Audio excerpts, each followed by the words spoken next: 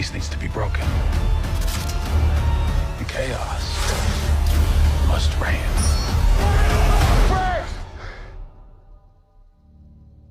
Am I putting the hatchet down?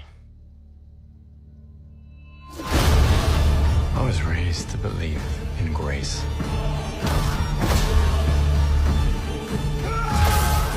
But I was also raised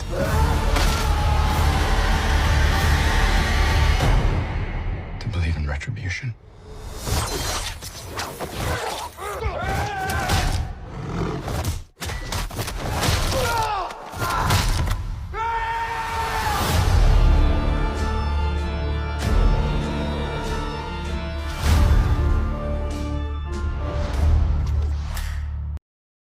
What's going on, squad? So I'm glad to also know that the show from Netflix is also have been canon. I believe the events of season 3 are canon, which means that some of the things that happened in season 2 and season 1 are also canon as well. That includes characters like the Punisher. That includes character events like Matt going up against Fisk's arrest, his activities that have fallen back on him. The actions that took place in season 3 are going to play heavily in Born Again. And I think that's pretty cool. We also get to see where Fisk left off after the events of Hawkeye, as well as the events of Echo. And I'm glad to see this character is still progressing the way that Wilson Fisk should progress, you know, seeing the way his character has evolved and seeing the way that he is still moving with that conniving type of mentality.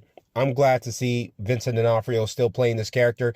He does amazing as Kingpin. I think whenever his time comes to hang up the role, I'm going to be really sad because he does a really great job playing this character. All right, so without further ado, guys, we're going to get into the events of the trailer. The trailer starts out, we do get Matt and Fisk. They're sitting there talking, and it looks like a diner. It looks like they finally decided to come together and talk, and it seems that events have put them on a course where they have to somewhat make a pact, or at least a deal amongst each other, or at least an agreement to somewhat work together. And it seems that there is some respectful blood between the two of them.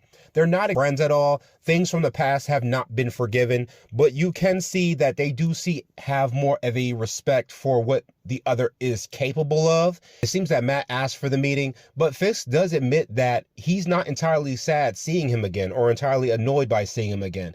You know, one thing I think that Fisk does understand about Matt Murdock as Daredevil has always stood 10 toes down on his beliefs and has always been focused on doing the right thing. You know, I think that when villains have respect for the heroes like that, I think that that is a really good thing to push, because when you have a character like Daredevil who stands on his morals and stands on his code, you know, him moving in that direction, you have no choice but to respect it. And it seems that Fisk does have a respect for that. It does seem that Fisk is going out for mayor, which Matt is not fooled by. He does know what Fisk is capable of. He's dealt with it on more than one occasion. He knows that this man, even though he is playing it up to the people that he is a hero trying to serve the city, he knows that he is doing it for a different reason or has multiple reasons that are in his best interest. And Matt is not missing out on that idea. He even says it, and even though Fisk does try to skip around that accusation, he does ask why he hasn't been Daredevil in a while. And it seems that Matt does admit that he did cross the line. I'm not exactly sure what that meant. It seems like something may have taken place off camera that is not in the show, where it shows a small scene of him dropping the helmet. More than likely someone either died or he may have accidentally killed someone, which I do find kind of weird because Matt has killed someone in season 2. I know maybe if you're thinking about the hand, they can't exactly die, but remember he did flip, I believe his name is Nobu. He flips him off the roof and kills him at the end of season 2. No Stick is the one that actually kills Nobu, but Matt was the one that launched him off a roof. You know what I mean? So the idea that he says the line was crossed, I'm not exactly sure what he means by that. I'm sure we're going to find that out in the series. But it appears that after he has done this, he does not feel qualified to be Daredevil anymore. So we do get a shot of Muse. I didn't know a lot about his character, so I did do a bit of a deep dive into the one that we're going to get. And it seems that he is going to be the antagonist of this series. And it seems like this dude, as far as I've read, the way they describe him is that he's a bit of a brutal villain with no redeeming qualities, and that he's actually going to be pushing Matt to both his physical and emotional limits. Now, I do read in the comics that he does have like this extra sensory perception about himself, which makes him a little bit more more faster and stronger and more able to anticipate Matt's move, he would have those abilities in this show, which is also going to be very challenging for Matt. We also see some of his murals that he puts up around the cities. I think they said he takes blood from 100 missing people, and he kind of uses, I don't know if it's for him going after targets, like if he has a target he's going after, he makes a mural using that blood.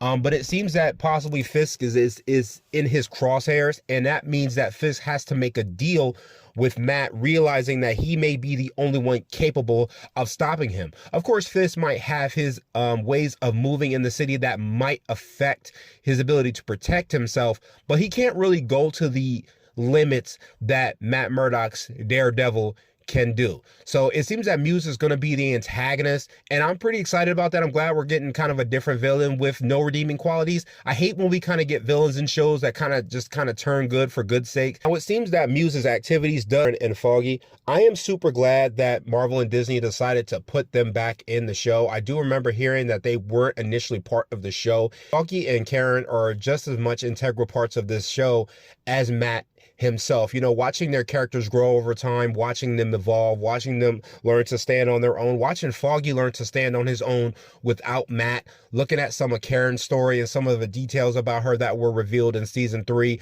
It was pretty cool just seeing how these characters evolve, seeing, you know, Karen going from just working alongside Matt and Foggy to her doing her own journalism after the death of Ben Urich. You know, just watching them evolve was pretty awesome. And I'm glad to see that Marvel stopped being foolish and brought them back. I don't know if they'll continue on to season 2. I do know season 2 is already slated to be filmed in August 2025. I don't know if they're going to continue.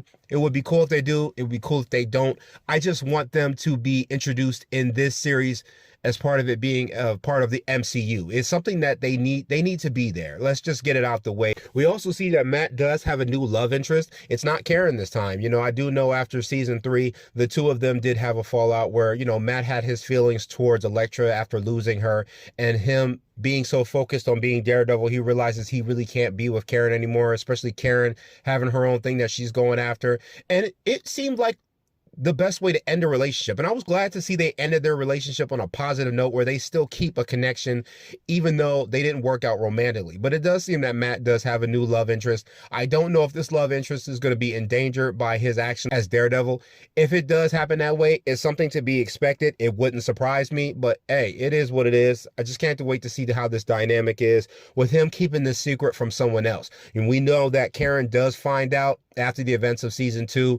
However, I don't know if they're going to do the same thing where Matt has to keep the secret again. Speaking of love interest, we also get Vanessa back, who is Fisk's wife. I'm actually glad that they got the same actress that was playing in season 1 and 2. That was pretty great. I know that at first they didn't want to do that, but after Feige decided he wanted to really fix things with the show, he decided to bring her back, and that's great, man. I thought her character was pretty awesome. She got kind of vicious in season 3, you know, pretty much authorizing the death of Ray Nadeem, who was the FBI agent, and, you know, knowing that she's not this sunshine and rainbows, she's understand exactly what Fisk is capable of, and she is just going with it. You know what I mean? She really kind of taps into his energy and she tries to match it, and it makes me wonder what her character is going to be capable of and how that's going to affect her going forward, as well as Poindexter, that's right, guys, aka Dex, aka Bullseye, is coming back. He's coming back.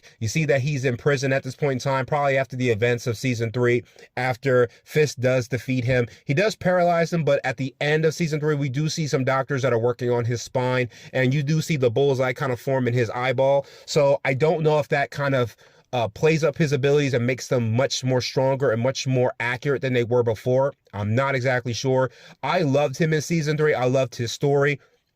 You know, I'm glad to see that he's probably still going to be going after Vanessa as well as Wilson. It makes sense, you know, that they were responsible for the death of a woman he loved, even though he never got a chance to really tell her how he felt, and she never reciprocated. I don't think she reciprocated. I think he told her, but I don't think she really wanted him like that. So I guess he was kind of broken. But I do know Fisk does have her killed in the show, and he goes to great lengths to try to kill Vanessa as retribution and payback for what Fisk took from him. So I'm glad to see his character coming back. I'm glad to see he's also getting a suit. I can't wait to see him go up against Daredevil. I think he goes up against Daredevil and Punisher. If I'm reading some of the behind the scenes stuff that I've seen, right, it seems like he goes up against both of them. And I think that's going to be kind of cool, seeing these two characters go up against someone with this kind of ability. I wonder if he becomes strong. I wonder who does the surgery on him that makes his abilities probably more accurate or stronger. We also get Hector Ayala's White Tiger, guys. I'm glad to see this character is getting some shine on. We also get to see him in the white suit a little bit. It looks good. We also get to see him with the Kunlun pendant. Now, I'm not exactly sure if this character is going to go by the comic accuracy, because in the comics, you know, the character is brutal. Once he gets the pendant, I guess with the tiger and the two paws, it makes him extremely strong. But Hector doesn't really remember anything he does as the White Tiger. He just kind of goes out, beats the shit out of anyone he crossed paths with that's a criminal. But after he transforms back, he doesn't really remember anything. He remembers bits and pieces and flashes, but not too much. I do see him kind of putting on the White Tiger suit. So I don't know if this character is different from the comics, where he's more mentally aware of what he's doing. Maybe the pendant makes him stronger, but maybe he just puts the suit on for protection. I'm not exactly sure. This pendant is also attached to Kunlun, so this might be a nice little Easter egg pointed towards Iron Fist. I do know that some of the Netflix shows have been identified as canon. I think I did also read that Jessica Jones is supposed to appear in Born Again. I'm really kind of hoping so. I really do miss her character. Kristen Ritter was awesome as that character. I really don't want Finn Jones back as Iron Fist. I think we all kind of feel that way. I'm sorry. I loved him in season 2 of Luke Cage, but after that, his character just wasn't what I wanted from Iron Fist. Let's just get it out the way. I don't know if they're going to bring him back. If they do, cool, but he's going to have to put in some work to be the Iron Fist. I'm sorry, he's going to have to put in that martial arts work. I hope for a year, maybe he did get the role back, and maybe for these last 2 years, he's been putting that work in. But hey, man, you want to play that character, you're going to have to do it right. But this was a really nice Easter egg. Also, guys, one thing I got to point out is that the fight scenes in this show look brutal. We're talking bone crunching. We're talking the punches are hard, wet, crunchy. That's something that this show needs. I can't stress this enough. I don't think fans can enough. When you're thinking of these street level heroes, they really need to be a lot more brutal and violent and hard-hitting than characters like our Captain Americas, our Thors, our Iron Mans. We know that these guys are strong, yes, but when we get down on that street level, we really want to feel that street level. We do know that on the street level, there are so many things that are taking place that our higher heroes that are more well-known by the public will tend to overlook or miss. And what's more interesting is that when you take characters like Daredevil, Spider-Man, Luke Cage, Iron Fist, Jessica Jones, you have these characters where they're on the ground dealing with these threats so well that they don't become bigger threats. And I like that. And I'm kind of I really like that this show is doing that. You know, every fan wants to see that same intensity that we saw in the Daredevil Netflix series. I think that Daredevil really did it big with just the action sequences, and it can't be understated or overstated, that we need those brutal fight scenes. I definitely need that one-shot fight. We all know, you know, we need that. We're going to get those hallway fights. It seems like the trailer does kind of start on a hallway fight, which I thought was hilarious. I hope that they kind of give us a real good one with just that one shot. We really need that, man. Season 1, Season 2, and Season 3 all did it. You know what I mean? And I'm hoping they continue. They also did it in The Defenders. I like how they kept that going. They stayed on that for like a little while. It didn't last that long. I think it was like the one hallway fight scene where all 3 of them are fighting. But then again, it apparently just changed back to just cut after cut, which kind of took me out of it. But I really kind of hope we get those one shots. I can't wait. I was really glad to see that Marvel and Disney were willing to trim the fat on this show. I remember hearing that it was supposed to be 18 episodes, but then they trimmed it down to 9. I'm glad about that. I'm glad Feige got involved and tried to stop Disney from really messing this up, because I think after the leadership at Disney changed, he got more power back and decided, hey, look, we're taking this down to 9 episodes. We're trimming all this fat. We're bringing back all these characters. And I'm glad that Feige did not miss out on understanding the magic that was the Netflix Daredevil series. But guys, that was my idea of the trailer. Let me know what you guys thought. Let me know if you guys are amped. We're only about, 2 months away from this show dropping. I'm super excited. I'm glad to know that we waited just this 2 month, like these only few months before the trailer. It really does build that hype around the MCU. I know we got Captain America coming in next month, and I know right after that we're going right into Daredevil, and I think that that's really awesome. It makes me more excited. I'm really kind of hoping that, you know, Daredevil is the shot in the arm as well as Captain America. I know everybody has their feelings towards it, but I'm still going to do my review and watch the movie anyway. But I'm kind of hoping that these are the shot in the arm that we need, you know, because we're getting Captain America in February, Daredevil in March, and I believe in May we're getting Thunderbolt. So, you know, we're getting all these projects, and I'm glad Marvel is kind of trying to get themselves back into power the way they need to be. You know what I mean? Fans really used to love the MCU, but lately, because of all the DEI and all that kind of crap that has gotten in the way, it's kind of ruined things. And I'm kind of glad to see that Marvel's bringing it back. But that was my review of the show, guys. But that was my review of the trailer, guys. Do not worry. I will be doing reviews of all the episodes when they drop. But let me know what you guys thought about the trailer. Let me know if you guys are hyped for the show. Let me know if you guys are excited to see Daredevil here, as well as season 2, as well as in Secret Wars. I heard his character is supposed to show up in that, and I think in Doomsday. I'm not exactly sure what his character will play in Doomsday, but you know what? I can't wait to see it. All right, guys, I've been Unspoken, and I will catch you guys in the next one. Later.